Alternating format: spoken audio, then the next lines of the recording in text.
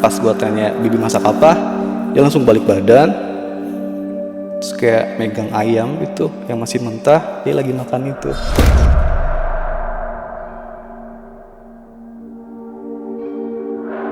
Jadi dia tuh emang tinggalnya di sumur. Jadi di belakang rumah nenek gue tuh ada sumur. Itu sumur yang udah ada sejak zaman Belanda. Itu sumur bersejarah ya di kampung situ. Jadi banyak prajurit-prajurit TNI atau pejuang kemerdekaan lah gitu yang mati dibuang di situ, mayatnya gitu aja gitu.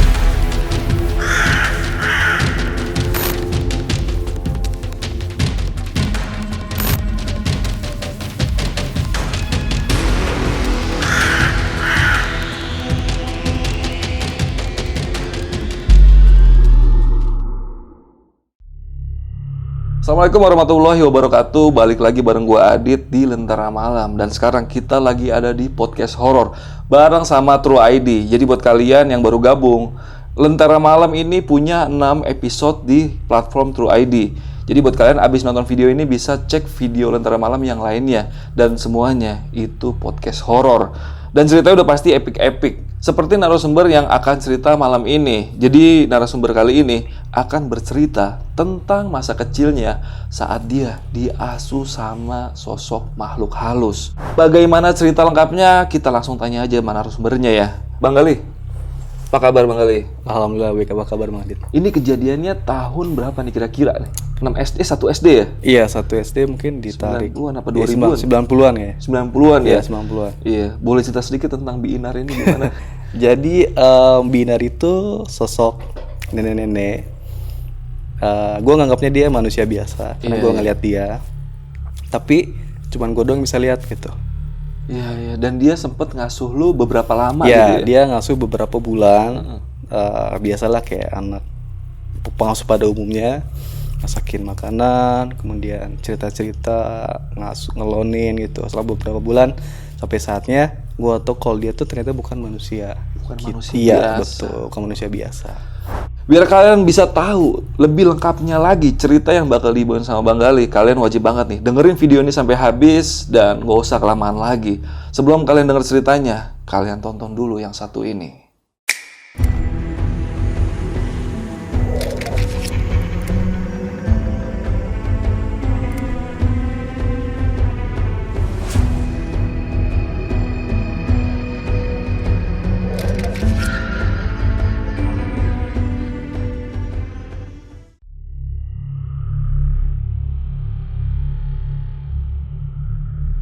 Oke Bang Gali, boleh diceritain dari awal tentang si Bi Inar ini? Oh boleh, tentang Binar ya. Jadi ini sebenarnya kejadiannya tuh pas gue kelas 6 atau 7 SD lah. Itu mungkin udah lama banget kan. Sekarang udah umur sekian tahun. Jadi waktu itu tuh umur-umur yang dimana gue tuh kesepian gitu pada saat umur-umur segitu. Kenapa? Karena orang tua, ibu sama ayah itu kerja dua-duanya kan. Dia kerja sampai mungkin pulang maghrib lah. Kakak juga sama, waktu itu dia SMA dan pulang ke rumah juga kalau nggak asar ya maghrib. Ya mungkin dia juga ada ekstrakurikuler lah. Waktu itu umur yang masih SD itu seperti biasa berangkat ke sekolah sendiri, pulang juga sendiri karena emang nggak ada yang nganter kan. Dan jarak dari rumah ke sekolah itu mungkin sekitar 10 menit lah kalau jalan santai. Biasanya juga bareng sama teman-teman karena sendiri juga gitu. Jadi emang di sekitar kompleks itu tuh ada teman-teman juga yang seumuran, yang sebaya lah gitu. Nah, biasa kan kalau anak-anak itu di sekolah ya belajar seperti biasanya, sosialisasi gitu kan dengan teman-teman sebaya ataupun yang nggak sebaya gitu. Dan selalu pulang ke rumah itu mungkin zaman gue dulu tuh antara jam 1 atau jam 2 tuh udah bisa pulang gitu. Kalau sekarang gue nggak tahu ya jam berapa anak SD itu pulang kan. Cuma kalau gue tuh dulu jam satuan dah udah bisa pulang lah gitu. Pulang langsung ke rumah kan. Saat situ tuh kosong di rumah. Bener-bener yang nggak ada orang nih gitu kan. Tiap hari tuh menjalani kehidupan seperti itu sampai gue ngadu lah ke nenek kan. Aku bosan banget ini nggak ada orang yang bisa aku ajak main gitu. Ibu sama ayah pulangnya juga malam terus, kakak juga pulangnya sore kan. Jadi emang bener-bener kayak puncak yang gue tuh kesepian banget saat itu gitu, butuh orang yang bisa ngasuh kan, karena waktu itu juga masih kecil dan gue juga bingung makan siang gimana gitu. Jadi nyokap gue tuh nggak kayak ngasih buat makan atau gimana lah gitu, dia mungkin nggak kepikiran situ, pikirnya kerja kan. Tapi saat itu nenek gue bilang jangan panik, nanti bakal ada yang ngejagain. Tapi kan waktu umur segitu tuh nggak ngeh gitu apa yang diomongkan oleh si nenek kan. Gue juga mikirnya kayak cuman hari itu aja gitu, nggak kepikiran siapa emang mau jagain kan gitu. Terus nyokap gue juga nggak pernah bilang akan sewa, let's say kayak baby sister atau nggak mungkin pengasuh lah gitu saat itu. Dia nggak pernah ada omongan ke situ. Tapi nenek gue bilang gitu kayak angin surga, tapi angin surga yang berlalu gitu aja gitu kan. Akhirnya waktu itu gue tetap main ke rumah nenek tuh sampai sore, sampai nyokap gue pulang kan.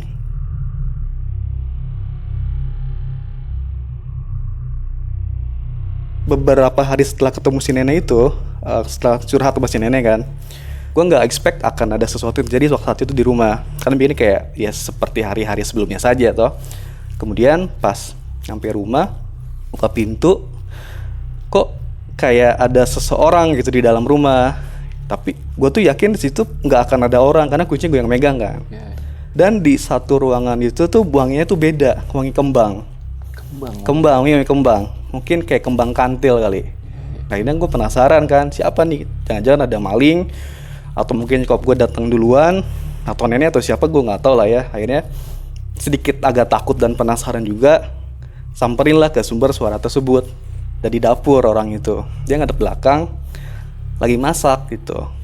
Wujudnya asli. Kayak orang beneran. Iya, kayak orang beneran asli. Gue bisa ngeliat wajahnya, ngeliat tubuhnya dari belakang kan. Dia memakai kemben, kemudian sarung ya, sama rambutnya diikat pakai tusuk gitu. Terus gue tanya kan, ibu siapa? Agak takut juga tuh. Dia nggak jawab tuh. Ibu siapa? Sampai di ketiga kali dia baru balikin badan, senyum tapi pucat gitu mukanya. Nenek-nenek sih. Dia bawa makanan kayak ayam goreng serundeng gitu kan. Terus dia bilang, ini dimakan katanya. Cuman entah kenapa saat itu kayak gue percaya sama orang itu gitu. Iya. Mungkin karena lapar juga kali ya. Dan nggak ada perasaan kalau orang itu orang jahat. Iya betul. Jadi si bibi itu nawarin makanan. Akhirnya gue makan lah, sambil makan kan. Ya makan biasa aja gitu, makan nasi pakai ayam selayaknya manusia pada umumnya gitu kan. Nah pas di tengah-tengah makan, bibinya bilang, masakan bibi enak deh katanya. Enak kok gitu kan, ini sama persis dengan masakan mama, aku bilang kayak gitu kan. Terus gue nanya kan, bibi siapa? Dia nggak jawab lagi tuh. Tinggal di mana? Dia nggak jawab lagi. Pas gue tanya lagi, bibi tinggal di mana? Dia nunjuk ke bagian belakang. Which is itu di belakang rumah kan rumah nenek. Oh, gue pikir mungkin dia tetangga baru kali, atau enggak orang suruhan nyokap gitu, yang emang khusus buat ngejagain gue setelah gue pulang sampai nyokap gue datang gitu kan. Gue mikirnya kayak gitu, berasumsinya tuh, nggak mikir yang aneh-aneh kan. Ya akhirnya pas dia bilang rumah dia di belakang, nunjuk kayak gitu, kok gue kayak berasumsi seperti itu.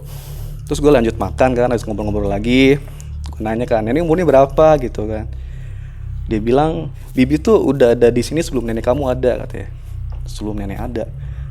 Karena nenek gue tuh umurnya kan sekitar 70 tahunan kan. Terus dia mungkin kayak, gimana bisa sebelum nenek ada gitu, berarti udah di atas nenek kalau umurnya kan. Oh berarti gue masih sopan nih gitu ke dia. Tapi dia nggak nyebutin tahun. Iya, dia bilang saya sudah ada sebelum nenek kamu ada katanya. Wah, berarti dia udah, gue anggap nenek sendiri lah gitu. Begitu kan dari nenek aja gitu. Iya gitu kan.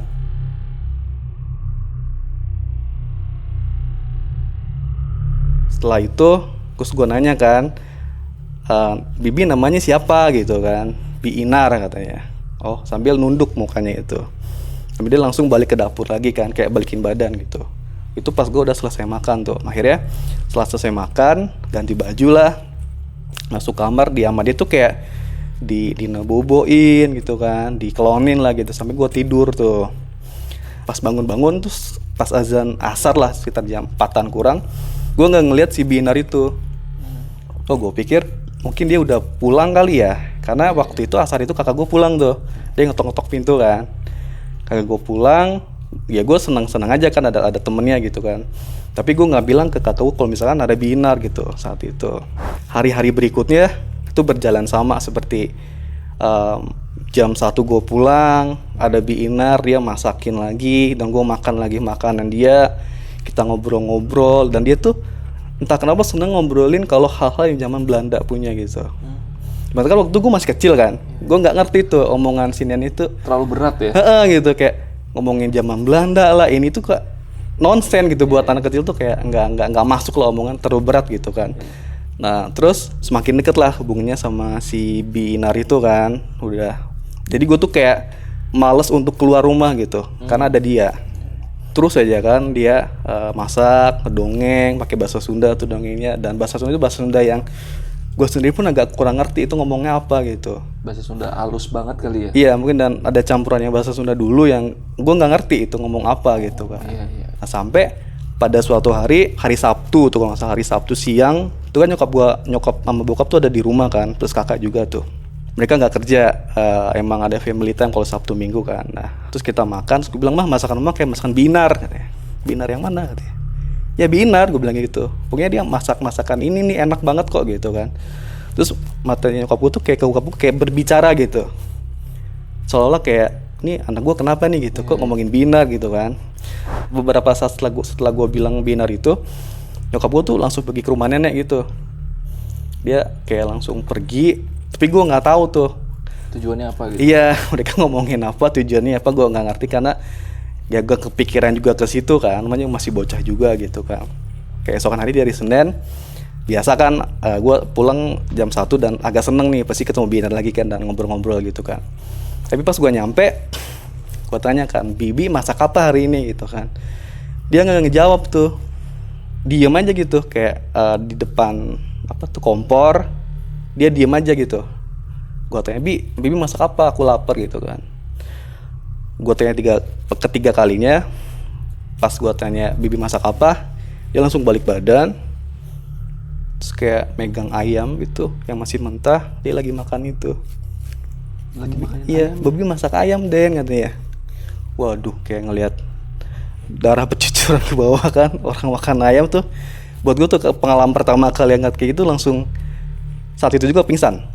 Saat itu pingsan karena ya pertama kali ngelihat kejadian yang orang tuh makan ayam mentah, literally mentah, yang masih ada darahnya tuh berceceran ke bawah ke lantai kan. Itu ayam yang masih ada bulunya atau udah dicabutin bulunya? Masih ada bulunya. Masih ada bulu. Iya. Berarti benar-benar ayam kayak ayam hidup gitu Gue ya? ngeliatnya kayak ayam hidup aja gitu kan. Gitu dimakan aja dia. Darahnya bercucur kemana-mana, itu gue langsung pingsan kan, karena ya otomatis aja gitu, takut mungkin ya. Dan gue terbangun pas kakak gue datang. Kakak gue tuh setelah asar dia datang. Gue nggak bilang apa-apa sama dia kan. Gue kayak langsung ketakutan gitu, langsung pindah ke kamar. Barulah malamnya nyokap gue datang, bokap gue datang, terus kita ngobrol lah. Gue ceritain lah tuh dari awal kan, gue ketemu Binar kok jahat sekarang ya mah, gue bilang gitu kan. Dia masa makan ayam mentah gitu kan, terus ada darahnya, terus hari ini aku nggak dimasakin sama Binar, gue lapar banget gitu kan. Pokoknya dia nyokap gue dengerin aja tuh, sampai dia tuh kayak ke rumah nenek lagi gitu kan, ke rumah nenek lagi.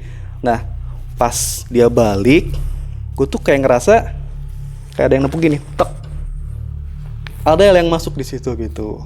Pokoknya dari sisi sudut pandang kakak gue tuh mungkin kerasukan itu namanya kali ya. Tapi lo cuma inget sampai saat ditepuk aja? Iya, kayak ada yang nepuk itu plop gitu. Udah itu kayak lupa gitu. Ya meraung-raung lah gitu kan, kayak kerasukan gimana sih, nyakar-nyakar, terus nendang kaca juga tuh. Jadi ada pintu terus ada kacanya tuh, ditendang tuh sampai sekarang masih ada bekasnya sih. Nggak sakit gitu.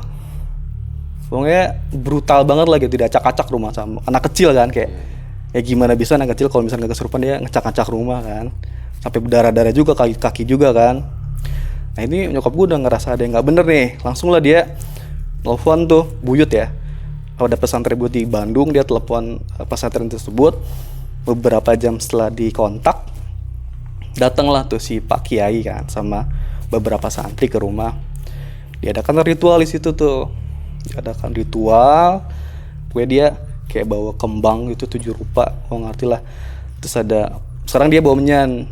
Dia nyalain menyan. Ya ritual-ritual gitu-gitu untuk ngambil sukma gue tuh masuk lagi ke badan gitu kan, biar ya gue bisa hidup normal kembali gitu. Itu butuh beberapa jam sampai saatnya gue tuh balik lagi ke badan. Jadi yang gue lihat adalah si nenek itu, si Binar itu kayak narik gue terus kan, narik terus gue lihat ada kakek tua itu pakai baju putih. Dia juga bilang kesini, nggak usah kesana, kadia artinya kesini gitu kan. Saat itu langsung lah balik lagi ke asal gue, kayak langsung bingung kan, kok ada si Pak Kiai ini gitu, ada mama, ada papa dan sebagainya lah, komplit di rumah, ada santri-santrinya juga gitu kan. 1 hari setelah itu dan gak ngeliat dia kayak udah terbiasa gitu, Kembali ke habit yang sebelum Binar datang. betul gitu, kembali ke habit, main sama teman-teman, main kelereng, main layangan atau bola gitu-gitulah, hal-hal yang anak kecil dilakukan dulu kan. Udah sampai saat itu, terus pas lulus kelas 2, nyokap gue muncul buat pindah rumah. Di situ kayak mulai hidup baru, tapi nggak ada kejadian-kejadian aneh yang gue alami di rumah yang lama gitu. Sampai saat ini. Oke, itu tadi cerita dari Bang Gali, dan sebelum kita closing, kita mau tanya-tanya dulu nih tentang cerita yang tadi dibawain sama Bang Gali. Jadi kalian jangan di-close dulu, biar cerita yang tadi dibawain Bang Gali itu bisa lebih lengkap lagi. Makanya kita adain sesi tanya jawab ini. Oke Bang Gali, untuk pertanyaan pertama. Jadi ini kejadiannya waktu lu SD kelas berapa sih? Kelas 1 mungkin ya? Iya, kelas 1 umur 6-7 tahun lah gitu. Lokasinya di Bandung. Di Cianjur. Cianjur. Oh iya, makanya pakai bahasa Sunda ya. Iya, betul. Nah, ini gue penasaran banget nih. Setelah yang lu diobatin itu kan benar-benar Binar itu kan udah hilang lah, udah nggak pernah muncul lagi. Sampai umur lu yang sekarang ini, lu pernah nggak ketemu 1 kali atau dalam mimpi dengan Binar itu? Jadi waktu itu gue pernah napak tilas beberapa tahun yang lalu sama kakak gue kan ke rumah yang lama tuh. Itu masih ada dia di belakang. Jadi dia tuh emang tinggalnya di sumur. Jadi di belakang rumah nenek gue tuh ada sumur. Itu sumur yang udah ada sejak zaman Belanda. Iya. Itu sumur bersejarah ya di kampung situ. Jadi banyak prajurit-prajurit TNI atau pejuang kemerdekaan lah gitu yang mati, dibuang di situ mayatnya gitu aja gitu, dibuang. Terus si Binar juga, dia tuh dulu tuh sebenarnya pengasuh Raden. Jadi anak-anak Raden tuh diasuh sama dia kan. Dia juga mati dan dibuang di situ. Jadi emang dia tinggal di situ, dan ternyata sumur itu ada portal untuk masuk ke dunianya gitu. Oh iya. Nih Li, untuk pertanyaan terakhir Li. Jadi kan lu sempet tadi cerita kalau lu sempet napak tilas ya? Iya. Ke tempat rumah lu yang dulu. Iya. Nah sekarang kondisi rumahnya dan pemiliknya tuh kayak gimana sih? Jadi setelah nenek gue meninggal, itu dijual kan rumahnya ke orang lain, dan tetap masih seperti itu aja rumahnya gitu, nggak ada perbedaan, cuman bedanya yang punyanya aja gitu. Tapi si Binar itu pas gue kesana tuh kayak gue ngerasa dia ada di situ gitu. Iya. Dia masih ada di situ aja gitu. Masih ada di sekitaran rumah lu yang itulah. Iya gitu. Tapi lu nggak sempat komunikasi sama si Binar itu? Enggak sih, nggak mau. Oke, paling video kali ini cukup segitu aja. Thank you banget Bang Gali udah share cerita di Lentera Malam. Buat kalian jangan lupa mampir ke video Lentera Malam yang ada di True ID, karena kita punya 6 episode podcast horor yang ceritanya epic banget dan narasumbernya bagus-bagus banget. Mereka semua bakal cerita tentang pengalaman mistisnya seperti cerita Bang Gali tadi. Yaudah, gua rasa video malam ini cukup. Gua Adit dari Lentera Malam dan Bang Gali izin pamit.